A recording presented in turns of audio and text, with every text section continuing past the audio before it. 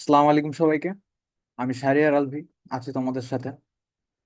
তোমাদের এসএসসির রসায়ন বইকে আরো সহজ করে নিতে এবং আমার সাথে সাথে করে তোমাদের বই শেষ করার জন্য আমার এই উদ্যোগ। তো আমরা বিগত ক্লাসগুলোতে প্রথম অধ্যায়টি শেষ করেছি, এবং সেইগুলোর যে দাগানো বই সেটা আপলোড করা হয়েছে, তোমরা সেটা দেখে বই দাগিয়ে পড়ে নিতে পারো। এবং ওইটার যে সৃজনশীল কোয়েশ্চেনের একটা ক্লাস আমি এরপরে নেব। তো এখন হচ্ছে যে আমরা দ্বিতীয় অধ্যায় শুরু করব। তো দ্বিতীয় অধ্যায়ের নাম হচ্ছে পদার্থের অবস্থা। তো নাম থেকে আসলে বোঝা যাচ্ছে এটি, এখানে আসলে আমরা পদার্থের বিভিন্ন অবস্থা নিয়ে আলোচনা করব। সো আমরা চ্যাপ্টারটি শুরু করি, স্টেটস অফ ম্যাটার্স। এখানে শুরুতেই আমরা যদি একটু লক্ষ্য করি, এখানে বলা আছে পদার্থের নির্দিষ্ট ভর আছে এবং এরা স্থান দখল করে। এটা আসলে মনে রাখতে হবে, কারণ পদার্থ কি, ঠিক আছে, পদার্থ কি এটা আমাদের মনে রাখতে হবে। এরপরে যদি আমরা নিচের দিকে যাই, চ্যাপ্টার মূলত এটাই প্রথম পেজ। তো এই পেজ থেকে যদি আমরা একটু আলোচনা করি যে পদার্থ ও পদার্থের অবস্থা, আসলে পদার্থ কি এবং পদার্থের আসলে কি কি অবস্থা থাকতে পারে সে সম্পর্কে আমরা জেনে নিই। এখানে প্রথম লাইনে বলা আছে যে বস্তুর নির্দিষ্ট ভর আছে এবং জায়গা দখল করে তাকে আমরা কি বলতেছি, পদার্থ। মানে একটি বস্তুকে পদার্থ হতে গেলে তার কি করতে হবে, নির্দিষ্ট ভর থাকতে হবে এবং জায়গা দখল করতে হবে। এখন কোনো বস্তু যদি ভর না থাকে নির্দিষ্ট পরিমাণে বা জায়গা দখল না করে, তাহলে সেটি পদার্থ না। অবশ্যই পদার্থ হতে গেলে বস্তুর ভর থাকতে হবে এবং জায়গা দখল করবে, এই দুটি শর্ত অবশ্যই মানতে হবে। এবং কক্ষ তাপমাত্রায় আমরা যে কোনো পদার্থকে কি হিসেবে দেখতে পারি, তিনটি অবস্থা পদার্থের আমরা জানবো: কঠিন, তরল এবং বায়বীয় বা গ্যাসীয় গ্যাসীয় পদার্থ। সো কক্ষ তাপমাত্রায় আসলে আমরা বিভিন্ন সময় দেখে থাকি বিভিন্ন পদার্থের বিভিন্ন রকম অবস্থা। যেমন আমরা যদি এখানে যে এক্সাম্পলটা দেওয়া আছে যদি চিন্তা করি, কক্ষ তাপমাত্রায় চিনি, খাবার লবণ, মার্বেল ইত্যাদি কি অবস্থা থাকে, আসলে কঠিন অবস্থায় থাকে। কিন্তু আবার যদি আমরা দেখি পানি, তেল, কেরোসিন এইগুলো কি থাকে, তরল অবস্থায় থাকে। আবার যদি আমাদের চারপাশে অদৃশ্য যে গ্যাসগুলো, nitrogen, oxygen, carbon die oxide ইত্যাদি গ্যাসের কথা যদি চিন্তা করি, এগুলো কি থাকে, এগুলো গ্যাসীয় অবস্থায় থাকে। তো আবার তাপমাত্রা পরিবর্তন করে কিন্তু পদার্থের যে অবস্থা এটার আসলে পরিবর্তন করা যায়। যেমন তাপমাত্রা পরিবর্তন করে একই পদার্থ, ঠিক আছে, একই পদার্থ কখনো কঠিন, কখনো তরল বা কখনো গ্যাসীয় পদার্থ রূপান্তর করা যায়। যেমন আমরা তো সচরাচর দেখেই থাকি, আমরা যদি বরফকে তাপ দেই তাহলে বরফ আসলে পানিতে পরিণত হবে, এবং এই পানিকে যদি আমরা ফুটাতে শুরু করি তখন দেখা যাবে এটি বাষ্পীভূত হয়ে গ্যাসের অবস্থা ধারণ করেছে। আবার মেঘের ক্ষেত্রেও সেরকম, এই গ্যাসগুলো আসলে ঘনীভূত হয়, হয়ে মেঘে পরিণত হয় এবং মেঘ আরো ঘনীভূত হয়ে বৃষ্টিতে পরিণত হয়। সো এখন যদি আমরা কঠিন পদার্থের বিষয়ে একটু গভীরভাবে দেখি এবং আলোচনা করি, তো কঠিন পদার্থ মূলত নির্দিষ্ট ভর থাকবে, নির্দিষ্ট আকার থাকবে এবং নির্দিষ্ট আয়তন থাকবে। এই তিনটি বিষয় আমাদের ডিপেন্ড করবে যে কোন পদার্থটি কি অবস্থায় থাকবে: ভর, আকার এবং আয়তন। এই তিনটি উপাদানের উপর বিশ্লেষণ করে আমরা সিদ্ধান্ত নেব যে পদার্থটি আসলে কঠিন না তরল নাকি বায়বীয়। যদি কোনো পদার্থের নির্দিষ্ট ভর থাকে, নির্দিষ্ট ভর থাকে, কঠিন, নির্দিষ্ট ভর থাকে এবং আকার থাকে এবং নির্দিষ্ট আয়তন থাকে, মানে তিনটাই নির্দিষ্ট, ভর, আকার এবং আয়তন তিনটাই নির্দিষ্ট, তখন সেটা কি হবে, কঠিন পদার্থ হবে। এর কারণ কি? এর কারণগুলো হচ্ছে কঠিন পদার্থের যে কণাগুলো থাকে তাদের ভিতরে আকর্ষণ বল থাকে, এবং এই আকর্ষণ বলটা থাকে খুব বেশি, মানে আন্তঃ আণবিক যে আকর্ষণ বল থাকে এটি থাকে হচ্ছে সবচেয়ে বেশি। ঠিক আছে। এর আগে আমরা যদি জেনে নেই যে আন্তঃ আণবিক আকর্ষণটা আসলে কি, বা আন্তঃকণা আকর্ষণটা কি। আন্তঃকণা আকর্ষণ বলতে বোঝায় যে একটি পদার্থের যে অণুগুলো আছে, আমরা কিন্তু বিগত চ্যাপ্টারেই পড়েছি যে এক একটা পদার্থ কিন্তু অসংখ্য ক্ষুদ্র ক্ষুদ্র কণা দ্বারা গঠিত হয়।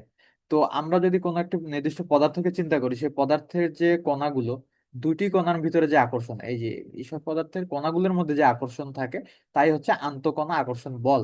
এই আকর্ষণ বলটি আসলে কণাগুলোকে কাছাকাছি ধরে রাখে, এবং এই আন্তঃআণবিক যে আকর্ষণ বল বা আন্তঃকণা যে আকর্ষণ বল, এটার উপরেই মেইনলি ডিপেন্ড করে পদার্থটি কি আসলে কঠিন, তরল না বায়বীয় হবে তা নির্ধারিত হয়। তো যদি আমরা দেখি কঠিন পদার্থের ক্ষেত্রে আন্তঃকণা আকর্ষণ বলটা থাকে সব থেকে বেশি, মানে সব থেকে বেশি, মানে এই যে যে কঠিন, তরল এবং বায়বীয় যে বা গ্যাসীয় যে পদার্থ আছে, এই তিন অবস্থার ভিতরে কঠিন অবস্থাতে আন্তঃকণা আকর্ষণ বল সব থেকে বেশি থাকে। এবং সব থেকে বেশি থাকার ফলে কি হয়? সব থেকে বেশি থাকার ফলে হয় কি, এর নির্দিষ্ট অবস্থানে থাকে, নির্দিষ্ট আকার থাকে, এবং চাপ প্রয়োগ করলে এরা কি হয়? সংকুচিত হয় না। নির্দিষ্ট কি থাকে? এদের আকার থাকে, নির্দিষ্ট কঠিন পদার্থের নির্দিষ্ট আকার হয়, এবং চাপ প্রয়োগ করলে, এর উপর যদি আমরা চাপ প্রয়োগ করি, তাহলে কি হবে? এরা সংকুচিত হবে না। এরা যখন সংকুচিত হবে না, এবং তাপমাত্রা বাড়ালে কঠিন পদার্থ খুব কম পরিমাণে বৃদ্ধি পায়, মানে এদের যে প্রসারণটা খুব কমই হয়। তার মানে কি, কঠিন পদার্থের বিষয়ে আমরা কি জানলাম? কঠিন পদার্থের নির্দিষ্ট ভর থাকবে, নির্দিষ্ট আকার থাকবে, নির্দিষ্ট আয়তন থাকবে, এবং কণাগুলোর ভিতরে যে আন্তঃকণা আকর্ষণ বল এটা সর্বোচ্চ থাকায় এটির উপর চাপের তেমন প্রভাব নেই, চাপে তেমন সংকুচিত হয় না, এবং তাপ বৃদ্ধি করলে খুব সহজে বৃদ্ধিপ্রাপ্ত হয় না, বা বৃদ্ধিপ্রাপ্ত যে হার বা বৃদ্ধির যে হার তা খুবই কম।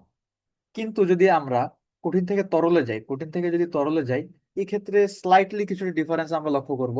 যেমন তরল পদার্থের কিন্তু নির্দিষ্ট ভর আছে, নির্দিষ্ট আয়তন আছে, কিন্তু নির্দিষ্ট আকার নেই।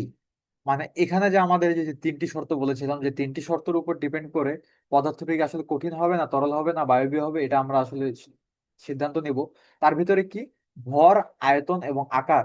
তো পানির ক্ষেত্রে যদি আমরা চিন্তা করি, বা তরল পদার্থের ক্ষেত্রে যদি আমরা চিন্তা করি, এর নির্দিষ্ট ভর ঠিকই আছে, নির্দিষ্ট আয়তন ঠিকই আছে, কিন্তু নির্দিষ্ট কোনো আকার নেই। আকার নেই কিভাবে?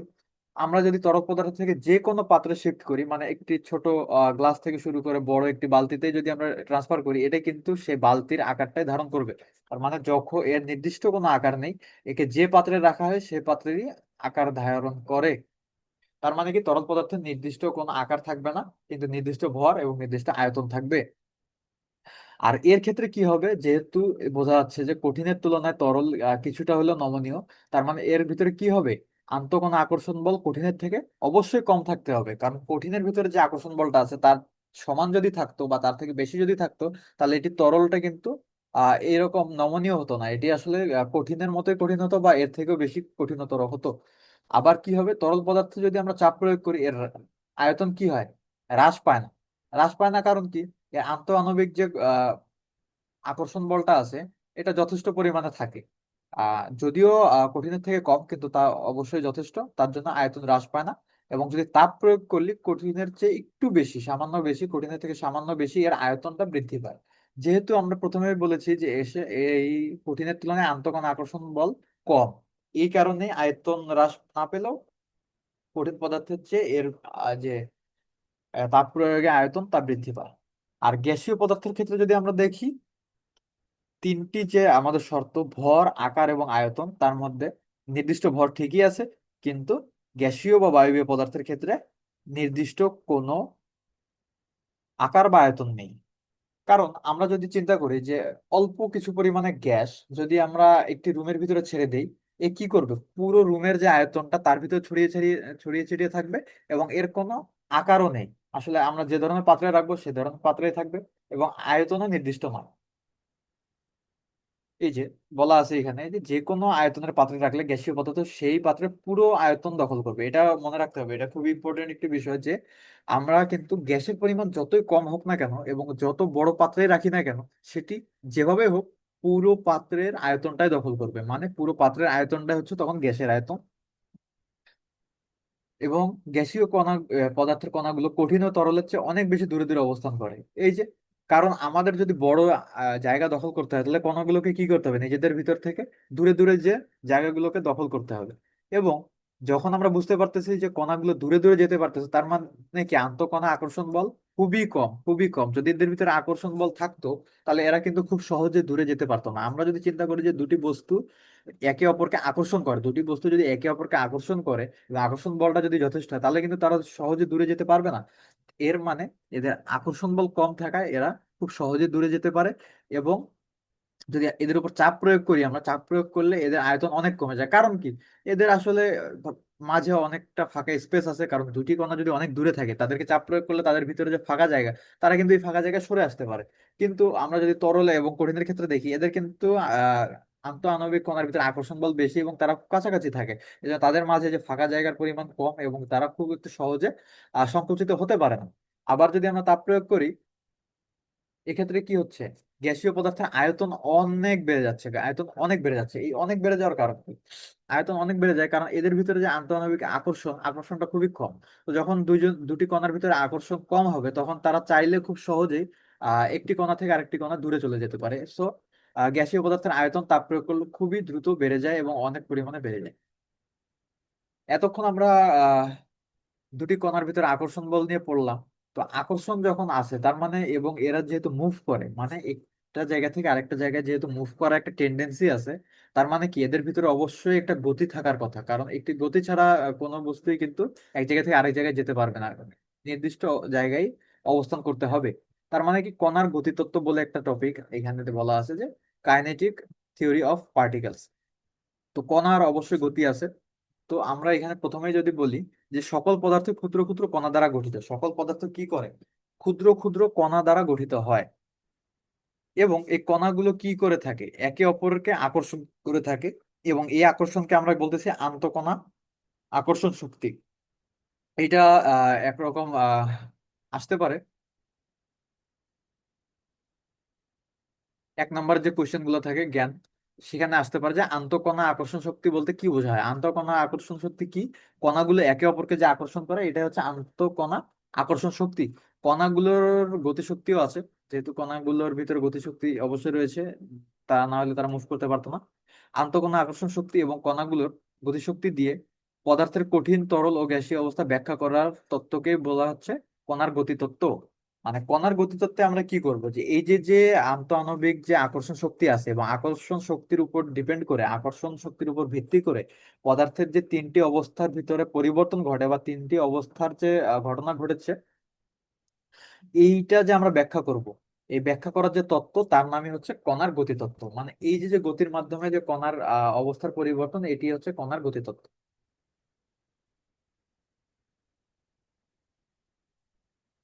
কণাগুলোর ভেতরে আকর্ষণ শক্তি বা আন্তঃকণা আকর্ষণ শক্তি খুব বেশি থাকে, তখন কণাগুলো খুব তারা কাছাকাছি অবস্থান করে এবং তারা নড়তে পারে না, এর ফলে তারা হচ্ছে কঠিন। যা আমরা পূর্বের পেজে আসলে পড়ে এসেছি।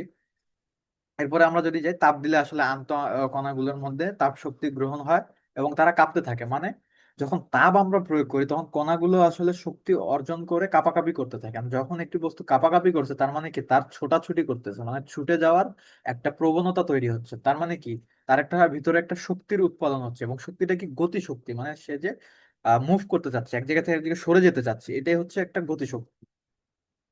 যখন আরো বেশি আমরা তাপ দিতে থাকি তখন কি হয়, আন্তঃকণা আকর্ষণ শক্তি, মানে দুটি কণা নিজেদের ভিতর যে আকর্ষণ করছে তার থেকেও যখন এই যে এই কাঁপাকাঁপি বা এই যে যে সরে যাওয়ার প্রবণতাটা বেশি হয়, তখন কি হয়, এই আকর্ষণ শক্তিটা ছিন্ন হয়ে যায়, মানে আকর্ষণ শক্তিটা আসলে বাদ হয়ে যায় এবং পদার্থ গতির শক্তি প্রাপ্ত হয়। পদার্থের এই অবস্থা তখন হচ্ছে কি তরল পদার্থ। মানে যে দুটি কণার ভিতরে যে আকর্ষণ ছিল সেই আকর্ষণ কিছুটা কমে গেল, কিছুটা কমে গেলে কি হলো, যে আগের যে অবস্থাটা, কঠিন যে অবস্থাটা, সেটি থাকলো না। সেই কঠিন অবস্থাটা চেঞ্জ হয়ে তখন কি হলো, তরল অবস্থা পরিণত হলো। এবং তরল অবস্থায় কি হচ্ছে, নির্দিষ্ট কোনো আকার থাকে না।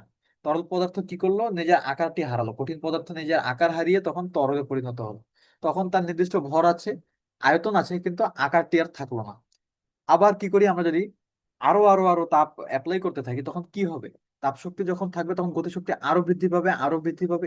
এমন একটি পর্যায়ে এই যে গতিশক্তি সে আকর্ষণ শক্তিটাকে ছিন্ন করে কণাগুলো মুক্ত হবে, আরো দূরে দূরে যে মুক্ত হয়ে বিক্ষিপ্ত ভাবে ছুটতে থাকবে। তখন কি হবে, তারা যতটুকু কাছাকাছি ছিল তার থেকেও বেশি তাদের ভিতরে দূরত্ব সৃষ্টি হবে।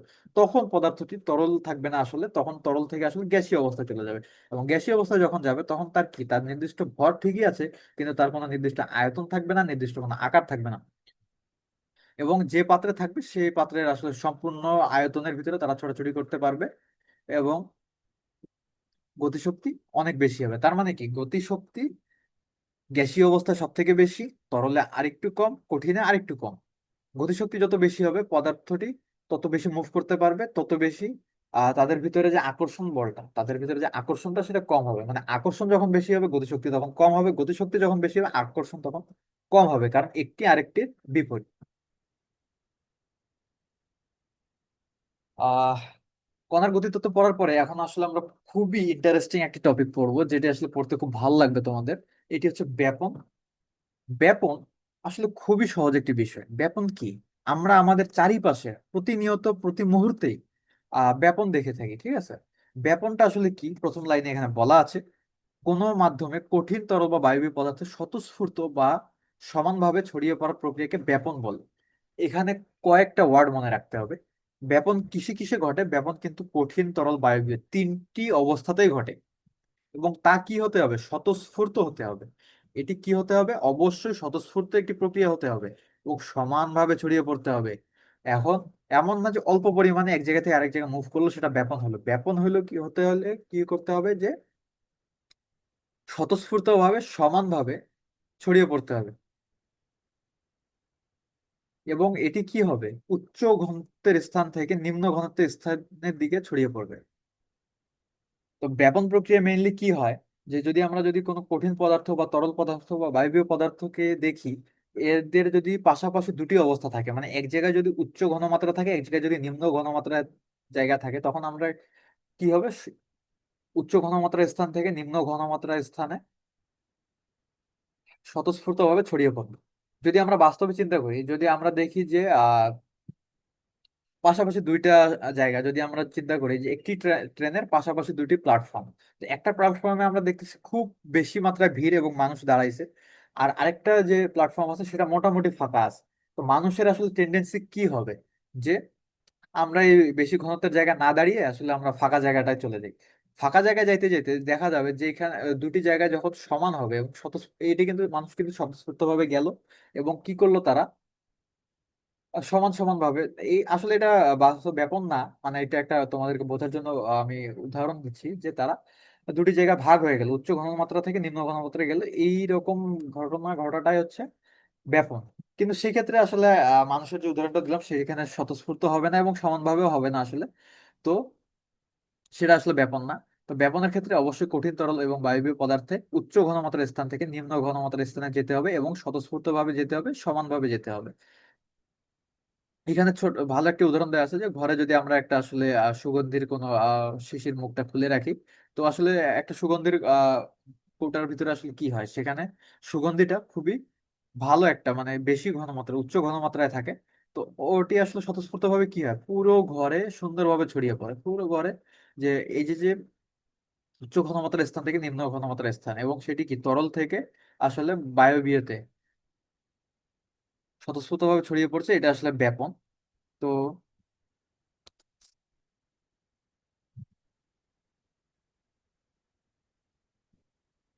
আবার কোন কোন পদার্থের ভিতরে আসলে ব্যাপনের হার বেশি হয় এবং কোন কোন পদার্থের ভিতরে ব্যাপনের হার হয় কম।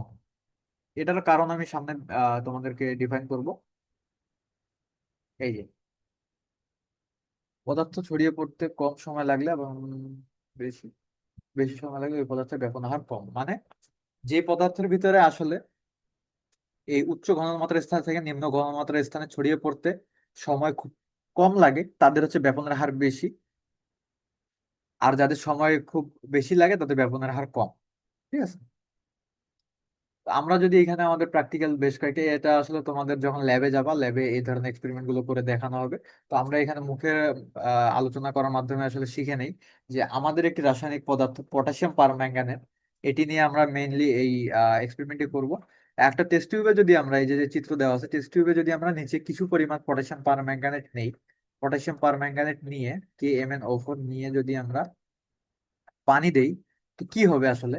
প্রথমে এই যে যে পানিটা, এটা আসলে ছিল, অদ্রবীভূত অবস্থায় ছিল এবং সাদা ছিল, এবং মানে কালারলেস ছিল। কিন্তু পটাশিয়াম পারম্যাঙ্গানেট ধীরে ধীরে দ্রবীভূত হয়, মানে পটাশিয়াম পারম্যাঙ্গানেটের কি এখানে কিন্তু উচ্চ একটা ঘনমাত্রা আছে, এই উচ্চ ঘনমাত্রার স্থান থেকে ধীরে ধীরে দ্রবীভূত, এই যে যে নিম্ন ঘনমাত্রার স্থান এখানে কি হলো? ছড়িয়ে পড়লো। ছড়িয়ে পড়তে পড়তে এই কণাগুলো এক সময় এই যে যে নিম্ন ঘনমাত্রা এবং এই যে উচ্চ ঘনমাত্রা, দুইটি ঘনমাত্রা একটি সমানভাবে ছড়িয়ে পড়ার পরে একক, মানে একটি সমান ঘনমাত্রা তৈরি হলো। এই সমান যে ঘনমাত্রা তৈরি হলো, এর মাধ্যমে ব্যাপন সম্পন্ন হলো, এবং ব্যাপনের ক্ষেত্রে কি হইলো? এই যে যে তরলটা আছে, তরলটা মূলত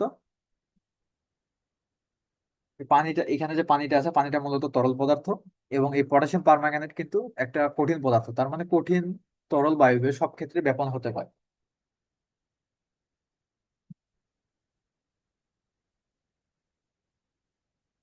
আবার যদি এখানে দেখি, যেহেতু কঠিন এবং তরল, আর দুটি আলাদা পদার্থ, এক্ষেত্রে ব্যাপনের হার কম হতে পারে। তখন যদি আমরা তাপ প্রয়োগ করি এবং তাপ যদি গ্রহণ করে, তখন অধিক গতিশক্তি প্রাপ্ত হবে এবং কণাগুলো দ্রুত ছড়বে এবং ব্যাপনের হারও বৃদ্ধি পাবে। ব্যাপন যেহেতু এক জায়গা থেকে আরেক জায়গায় কণাগুলো ছড়িয়ে পড়ছে, তো কারণ যদি গতিশক্তি বেশি হয়, মানে কেউ যদি বেশি জোরে দৌড়াতে পারে, সে তো অবশ্যই বেশি তাড়াতাড়ি পৌঁছাবে এবং জেতার হার বেশি হবে।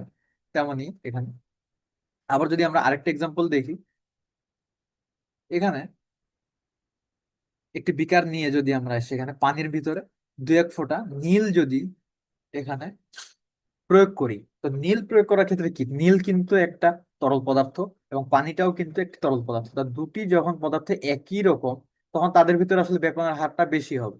এই যে বলা আছে, তরল মাধ্যমে কঠিন পদার্থের ব্যাপনের হার এর চেয়ে তরল পদার্থের ব্যাপনের হার বেশি।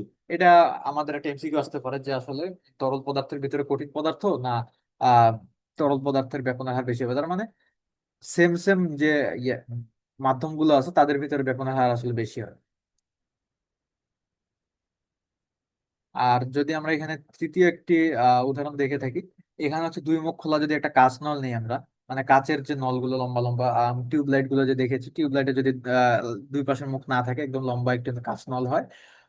এর দুই পাশে আমরা যদি দুটো তুলো নিয়ে, একটা তুলায় যদি হাইড্রোক্লোরিক অ্যাসিড, একটি অ্যাসিড এবং অ্যামোনিয়াম হাইড্রোক্সাইড একটি ক্ষার নিয়ে, এই যে যে লম্বা কাঁচ নলটা আছে এটা দুই পাশে যদি আমরা স্থাপন করি, তাহলে কি হবে? আসলে এই যে যে হাইড্রোক্লোরিক অ্যাসিড, এটি বাষ্পীভূত হবে এবং অ্যামোনিয়াম হাইড্রোক্সাইড এটি বাষ্পীভূত হয়ে এই দুইটির থেকে ব্যাপনের মাধ্যমে, এই যে যে দুটি ঘনত্ব, এখানে কিন্তু তুলার খণ্ড দুটোতে হাইড্রোক্লোরিক অ্যাসিড এবং অ্যামোনিয়াম হাইড্রোক্সাইড দুইটার কিন্তু ঘনত্ব বেশি, এবং ব্যাপিত হয়ে তারা কি হবে, টেস্ট টিউবের ভিতরে চলাচল করা শুরু করবে এবং অ্যামোনিয়ার গ্যাস তৈরি করবে। অ্যামোনিয়াম হাইড্রোক্সাইড ভেঙে গিয়ে অ্যামোনিয়ার গ্যাস তৈরি করবে এবং হাইড্রোক্লোরিক অ্যাসিড ভেঙে গিয়ে হাইড্রোজেন গ্যাস তৈরি করবে।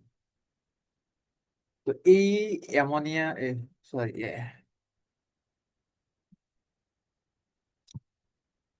এবং অ্যামোনিয়াম হাইড্রোক্লোরাইড, এখানে হাইড্রোক্লোরাইড,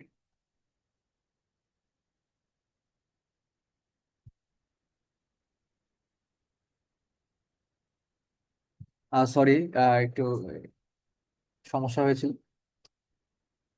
তো আমরা যখন দুই পাশে ভেজা তুলা দিয়ে বন্ধ করব, তখন কি হবে, হাইড্রোক্লোরিক দ্রবণ থেকে হাইড্রোজেন ক্লোরাইড গ্যাস এবং অ্যামোনিয়াম হাইড্রোক্সাইড দ্রবণ থেকে অ্যামোনিয়াম গ্যাস ব্যাপিত হবে। মানে HCl যেটা, সেটি ব্যাপিত হয়ে টেস্ট টিউবের ভিতরে বা এই যে কাঁচনলের ভিতরে আসবে এবং অ্যামোনিয়া গ্যাসটাও কাঁচনলের ভিতরে আসবে এবং পরস্পর বিক্রিয়া করে কি করবে, অ্যামোনিয়াম ক্লোরাইড তৈরি করবে। এবং অ্যামোনিয়াম ক্লোরাইড যে জিনিসটা, যে পদার্থটি, সেটি আসলে সাদা রঙের এবং সাদা রঙের একটি ধোঁয়ার সৃষ্টি করবে এবং এই ধোঁয়াটাই আসলে আমরা দেখতে পারবো। এবং যখন এই ধোঁয়াটা দেখতে পারবো, তখনই আমরা বুঝতে পারবো যে আমাদের যে পরীক্ষাটি সেটি সম্পন্ন হয়েছে। এখন আমরা যদি দেখি এই ধোঁয়াটি আসলে কোথায় সৃষ্টি হবে, আমরা যদি স্বাভাবিকভাবে চিন্তা করি, দুই পাশ থেকে যদি গ্যাস আসে এবং তাহলে মাঝামাঝিতে ধোঁয়াটা সৃষ্টি হওয়ার কথা, কিন্তু সেটি আসলে হয় না। অ্যামোনিয়াম হাইড্রোক্সাইড দ্রবণ থেকে দূরে এবং হাইড্রোজেন ক্লোরাইড গ্যাস থেকে কম দূরে, এই কম দূরে এই ইয়েটা তৈরি হয়। এটা সাদা ধোঁয়াটা তৈরি হয়। ধোঁয়াটা তৈরি হওয়ার কারণ কি? অ্যামোনিয়াম গ্যাসের আণবিক ভর হাইড্রোজেন ক্লোরাইড গ্যাসের আন্তঃআণবিক ভরের চেয়ে কম। এখন যার ভর কম হবে, মানে আমরা যদি চিন্তা করি দুইটা বন্ধু, যে একটু বেশি স্বাস্থ্যবান আর যে খুব হ্যাংলা পাতলা, দুইজনে যদি দৌড়াদৌড়ি করে, সেই ক্ষেত্রে কিন্তু যে একটু স্বাস্থ্যবান সে অবশ্যই দৌড়ের ক্ষেত্রে কিছুটা হলেও কম গতিপ্রাপ্ত হবে বা খুব কম ছোটাছুটি করতে পারবে, কিছুটা কম। তো এখানে যদি দেখি, অ্যামোনিয়া গ্যাসের আন্তঃআণবিক ভর এবং হাইড্রোজেন ক্লোরাইডের আন্তঃআণবিক ভরের চেয়ে কম। তো এই যে যে যার ভর কম, সে কি করে, খুব দ্রুত দূরত্ব অতিক্রম করে এবং দূরত্ব অতিক্রম করায় তার থেকে একটু বেশি দূরে ধোঁয়াটা সৃষ্টি হয়। এখন এই যে যে আমরা কিভাবে বুঝবো যে কার ভর আসলে কম কার ভর বেশি? এই যে NH3 গ্যাসের আন্তঃআণবিক ভর হচ্ছে 17, HCl এর আন্তঃআণবিক ভর হচ্ছে 36.5। এটা কিভাবে হয়? এটা যদি আমরা হিসাব করা দেখাই, নাইট্রোজেনের ভর হচ্ছে 14। আমরা কি জানি, নাইট্রোজেনের ভর হচ্ছে 14। আর হাইড্রোজেনের তিনটা পরমাণু আছে, হাইড্রোজেনের কি আছে, তিনটা পরমাণু আছে। তাহলে আমরা যদি হিসাব করি,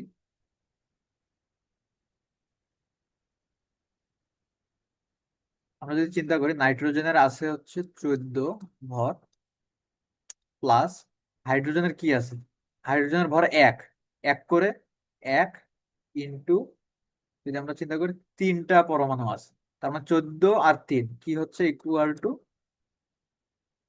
17। 14 + 3 17। আবার যদি এইচসিএল এর ক্ষেত্রে আমরা দেখি, যদি আমরা এইচসিএল এর ক্ষেত্রে দেখি, এইচসিএল এর আন্তঃআণবিক ভর কিভাবে হবে। ক্লোরিন, আমরা জানি ক্লোরিনের পারমাণবিক আণবিক ভর কত, ক্লোরিনের পারমাণবিক কি বলো সরি, আহ ক্লোরিনের আণবিক ভর হচ্ছে 35.5। 35.5। আর হাইড্রোজেনের আণবিক ভর হচ্ছে 35.5 প্লাস 1 ইকুয়াল টু কি হচ্ছে, ইকুয়াল টু হচ্ছে 36.5। এভাবে আমরা চিন্তা করবো, এইভাবে আণবিক ভর বের করার পরে আমরা এই যে অবশ্যই দেখতে পাচ্ছি যে এইচসিএল এর থেকে অ্যামোনিয়া গ্যাসের আন্তঃআণবিক ভর কম, অবশ্যই তার গতি বেশি হবে। এখানে বেশ কয়েকটা গ্যাসের আসলে আণবিক ভর দেওয়া আছে, তোমরা এখান থেকে চাইলে মনে রাখতে পারো। মনে রাখার থেকে আসলে আমরা যেভাবে বললাম এভাবে হিসাব করে নেওয়াটাই সহজ। এক্ষেত্রে তুমি যে কোনো বড় বড় গ্যাসের ক্ষেত্রেও বড় বড় যে গঠনের গ্যাসগুলো আছে সেগুলোর ভর সহজে বের করে নিতে পারো। এখানেও যদি আমরা চিন্তা করি যে হাইড্রোজেন H2, এক এক এক করে 2টা, তার মানে 2। হিলিয়ামের 4 ঠিক আছে। নাইট্রোজেন 14, 14 × 2 = 28, একটি নাইট্রোজেন পরমাণুর ভর হচ্ছে 14, তার মানে 2টি নাইট্রোজেন পরমাণুর ভর 14 × 28। অক্সিজেন, একটি অক্সিজেন পরমাণুর আণবিক ভর হচ্ছে 16, তার মানে 2টি, তার মানে 16 × 32। তারপরে এই যে যদি কার্বন ডাই অক্সাইডের ক্ষেত্রে আমরা দেখি, কার্বন ডাই অক্সাইডের ক্ষেত্রে কি হচ্ছে 44। কার্বন ডাই অক্সাইড ক্ষেত্রে 44 কিভাবে, এটা যদি আমরা দেখি কার্বনের আণবিক ভর কত, কার্বনের আণবিক ভর আমরা জানি 12। কার্বনের আণবিক আণবিক ভর হচ্ছে 12। আর অক্সিজেন দুইটা, অক্সিজেনের এই যে এখানে বলা আছে 32। আর আমরা যদি চিন্তা করি 16 × 32, তাহলে আমরা যদি যোগ করি যে 16 × 2, মানে 2টা পরমাণু, 16 × 2 = 32, 12 প্লাস 32 ইকুয়াল টু 44। CO2। এখন এইগুলোর ভিতরে তার মানে ভর আমরা কার দেখলাম সব থেকে বেশি, আমরা ভর দেখলাম সব থেকে বেশি হচ্ছে carbon die oxide. Carbon die অক্সাইডের যেহেতু আমরা ভর বেশি দেখলাম, তার মানে কি হবে, কার্বন ডাই অক্সাইডের ব্যাপনের হার কম হবে। যার ভর কম হবে তার অবশ্যই গতি কম হবে, হার কম হবে। এইটাই আসলে সহজভাবে বোঝানো হয়েছে। এর পরের টপিক হচ্ছে নিঃসরণ। নিঃসরণও আসলে একরকম ব্যাপনই। আমরা নিচের দিকে গেলে আসলে বুঝতে পারবো, সেখানে অবশ্যই লেখা থাকবে যে নিঃসরণও একরকম ব্যাপন। শুধু নিঃসরণের ক্ষেত্রে দুইটা ডিফারেন্স আছে। একটা ডিফারেন্স হচ্ছে নিঃসরণ অবশ্যই গ্যাসের ভিতরে হবে, এবং কি হবে, সরু ছিদ্র পথে হইতে হবে। মানে একটা সরু ছিদ্র থাকতে হবে এবং গ্যাস হইতে হবে। এটা কিন্তু তরল বা আহ, এটা কিন্তু আমরা তরল বা কঠিনের ক্ষেত্রে অবশ্যই করতে পারবো না। তো সরু ছিদ্র পথে উচ্চ চাপের স্থানে, যে আগের মতো উচ্চ চাপের স্থান আগে ছিল হচ্ছে উচ্চ ঘনত্ব, এটা উচ্চ চাপ, উচ্চ চাপের স্থান থেকে নিম্ন চাপের স্থানে সজোরে বেরিয়ে আসাকে নিঃসরণ বলতেছে। নিঃসরণে কিন্তু তার মানে চাপের একটা প্রভাব অবশ্যই থাকবে, চাপের প্রভাব থাকবে, সরু ছিদ্রপথ থাকতে হবে, এবং অবশ্যই গ্যাস হতে হবে। তো আমরা যদি দেখি একটা বেলুনের গায়ে যদি আমরা একটা স্কচ ট্যাপ লাগিয়ে আসলে সেখানে ফুটো করি, স্বাভাবিকভাবে ফুটো আমরা করতে পারবো না, কারণ বেলুনটি আসলে ফেটে যাবে। তো স্কচ টেপ যদি আমরা অ্যাপ্লাই করার পরে সেখানে একটা ছিদ্র করি, তো বেলুনের ভেতর থেকে দেখবে যে এই যে ছোট ছিদ্র পথে ধীরে ধীরে বাতাস কিন্তু সজোরে বেরিয়ে আসবে। ধীরে ধীরে না, সজোরে বেরিয়ে আসবে। এর কারণ কি, এর কারণ হচ্ছে বেলুনের যে ভিতরের অংশটা, বেলুনের ভিতরের অংশে কিন্তু চাপ বেশি, এবং এই গ্যাসগুলো কিন্তু প্রতিনিয়ত এই বেলুনের গায়ে চাপ প্রয়োগ করছিল। তো উচ্চ চাপ থেকে কি করলো, নিম্ন চাপের দিকে সরু ছিদ্র পথে বেরিয়ে আসলো। এই যে সরু ছিদ্র পথে ধাবিত হওয়ার যে প্রক্রিয়া, এটা আছে মূলত নিঃসরণ, এবং এটিও একটা স্বতঃস্ফূর্ত প্রক্রিয়া অবশ্যই। তো তাপ যদি দেই, তো তাপ দিলে কণাগুলোর মধ্যে অবশ্যই শক্তি বৃদ্ধি পাবে, অবশ্যই ছোটাছুটি বাড়বে। তার মানে কি হবে, তাপ প্রয়োগ করলে ব্যাপনের মতো নিঃসরণের হারও, তাপ যদি আমরা প্রয়োগ করি ব্যাপনের মতো নিঃসরণের হারও বৃদ্ধি পাবে। আমরা যদি বাস্তব দিকে দেখি, যে আমরা যে সিএনজি গুলো দেখে থাকি, সিএনজি এর কি হয়, সিএনজি পূর্ণরূপ কম্প্রেসড ন্যাচারাল গ্যাস। এটা কিন্তু আসতে পারে একটা এমসিকিউতে। আবার যদি থাকে এলপিজি, লিকুইড পেট্রোলিয়াম গ্যাস। তো আমাদের যে গ্যাস সিলিন্ডার গুলো ইউজ করি সেখানে কিন্তু গ্যাস তরল অবস্থায় থাকে, তো এলপিজি লিকুইড পেট্রোলিয়াম গ্যাস। আর সিএনজি, এখানে কিন্তু গ্যাস উচ্চ চাপে থাকে, কিন্তু গ্যাসীয় অবস্থাতেই থাকে, সো কম্প্রেসড ন্যাচারাল গ্যাস। তো সিএনজি তে কি হয়, সিএনজি সিলিন্ডারে কিন্তু মিথেন থাকে। মিথেন কি করা হয়, মিথেনকে উচ্চ চাপ দেওয়া হয়, মিথেনকে উচ্চ চাপ দেওয়া হয়, উচ্চ চাপ দিয়ে সংকুচিত করা হয়, মিথেনকে উচ্চ চাপ দিয়ে সংকুচিত করা হয়। এবং এই সিলিন্ডারের মুখ যখন খুলে দেওয়া হয় তখন সিলিন্ডারে কি হয়, সরু ছিদ্র পথ দিয়ে সিলিন্ডারে গ্যাসটি পৌঁছে যায় এবং স্বতঃস্ফূর্তভাবে পৌঁছে যায় উচ্চ চাপের জায়গা থেকে নিম্ন চাপের জায়গায়। তার মানে এটি একটি নিঃসরণ প্রক্রিয়া। আর বাসা বাড়িতে যে গ্যাসগুলো আমরা ইউজ করি, এলপিজি সিলিন্ডার, সিলিন্ডারের মুখ খুললেও সরু ছিদ্র পথে এই যে যে প্রোপেন এবং বিউটেন, এই যে কি কি গ্যাস থাকে, এটা আমরা যদি চিন্তা করি যে সিএনজি তে থাকে মিথেন গ্যাস, সিএনজি তে যদি থাকে মিথেন গ্যাস, সিএনজি তে থাকে মিথেন গ্যাস, আর এলপিজি বা গ্যাস সিলিন্ডারে থাকে প্রোপেন এবং বিউটেন, প্রোপেন এবং বিউটেন। এবং প্রোপেন বিউটেনের সাথে কিছু আরো গ্যাস অ্যাড করা হয়, যাতে করে যে আমরা দেখি মাঝে মধ্যে গ্যাস লিক করলে আসলে দুর্গন্ধ ছড়ায়। এই দুর্গন্ধটা দেওয়া হয় সেফটি পারপাসে, কারণ মানুষ এই গ্যাসগুলো যদি কোনো রকম স্মেল না দেয় তাহলে কিন্তু লিক হলে আমরা বুঝতে পারবো না। যখন একটা ব্যাড স্মেল দিবে তখন কিন্তু আমরা খুব সহজে নোটিস করতে পারবো যে গ্যাসটা লিক করেছে। তো এখানে কি হয়, গ্যাস হচ্ছে উচ্চ চাপে সংকুচিত করা থাকে, তরল অবস্থায় থাকে। এবং তরল পদার্থ থেকে এটা কি হয়, যখন চুলা যখন খোলা হয় তখন তরল পদার্থ থেকে এটি গ্যাসে পরিণত হয়, তরল পদার্থ থেকে এটি গ্যাসে পরিণত হয় এবং গ্যাস কি হয়, সজোরে বেরিয়ে আসে, অর্থাৎ নিঃসরণের ঘটনা ঘটায়। এই যে এখানে বলা আছে ব্যাপন ও নিঃসরণ মূলত একই। ব্যাপন ও নিঃসরণ কিন্তু আলাদা দুটো ঘটনা না, ব্যাপন ও নিঃসরণ কিন্তু একই রকম ঘটনা। কিন্তু মূল পার্থক্য হচ্ছে ব্যাপনের ক্ষেত্রে চাপের কোনো প্রভাব নেই, কারণ ব্যাপন হচ্ছে স্বতঃস্ফূর্ত ভাবে ওর কণাগুলো ছড়িয়ে পড়তেছে, তো কণাগুলোর উপরে আসলে চাপের তেমন কোনো প্রভাব নেই। কিন্তু নিঃসরণের ক্ষেত্রে অবশ্যই চাপের প্রভাব আছে। তো তো চাপ যখন বেশি থাকবে তখন নিঃসরণের হারও বাড়বে, চাপ কম হলে নিঃসরণের হারও কমে যাবে। আর আরেকটি পার্থক্য হচ্ছে নিঃসরণ শুধুমাত্র গ্যাসীয় পদার্থের ক্ষেত্রেই হয় এবং সরুছিদ্র পথে হতে হয়, কিন্তু ব্যাপক সবগুলো অবস্থাতে হতে পারে। আর সিকিউর ক্ষেত্রে যদি আমরা এখানে দেখি যে রান্নার কাজে যে জ্বালানি গ্যাস হিসেবে সিলিন্ডার ব্যবহার করি, এই সিলিন্ডারের মুখ যদি আমরা খুলে দেই, আগুন না ধরায়, তাহলে কি হবে, প্রথমে সরু ছিদ্র পথে এই গ্যাসটা বের হবে। সরু ছিদ্র পথে যখন গ্যাসটা বের হবে, তো প্রথমে কি ঘটতেছে, সরু ছিদ্র পথে বের হচ্ছে। সরু ছিদ্র পথ কার সাথে সম্পর্কযুক্ত, সরু ছিদ্র পথ সম্পর্কযুক্ত নিঃসরণের সাথে। তার মানে প্রথমে আমাদের কি হইলো, নিঃসরণ হয়ে গেল। আর নিঃসরণ যখন হইলো, তারপরে এই গ্যাসটা কি হলো, রুমের এক জায়গায় নিঃসরিত হলো, কিন্তু এটা কি হলো, ধীরে ধীরে পুরো রুমে ছড়িয়ে পড়লো। তার মানে কি করলো, উচ্চ চাপের যে জায়গাটা, উচ্চ ঘনত্বের যে গ্যাসের জায়গাটা থাকলো, এর থেকে নিম্ন ঘনত্বের দিকে ছড়িয়ে পড়লো। এটা মূলত কি হয়ে গেল, তারপরে ব্যাপন হলো। তার মানে কি, এখানে ব্যাপন এবং নিঃসরণ দুটো একই সাথে ঘটলো, কিন্তু নিঃসরণ ঘটলো আগে এবং ব্যাপন ঘটলো তারপরে। তো আজকে আমরা এর পরে আর না যাই, আজকে আমরা এই নিঃসরণ পর্যন্তই থাকবো। নেক্সট ক্লাসে আমরা নিঃসরণের পর থেকে বাকিটা শেষ করবো ইনশাআল্লাহ। সবাইকে ধন্যবাদ, আমার সাথেই থাকবেন।